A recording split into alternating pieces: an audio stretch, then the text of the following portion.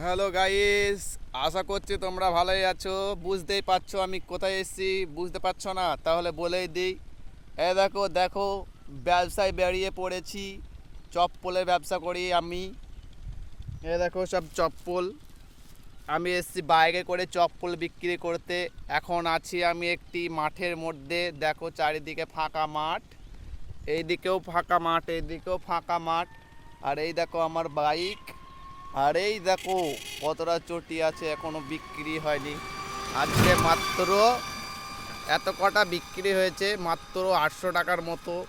যেখানে এতক্ষণ বেলা বাজে 2টো, এতক্ষণে 1500 3000 টাকা বেচা কেনা হয়ে যায়, সেই জায়গায় আজকে 1000 টাকাও হয়নি।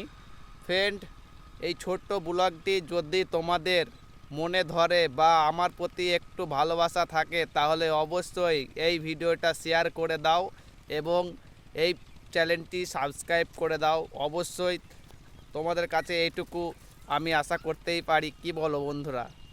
চলো ব্লগটি কন্টিনিউ করো।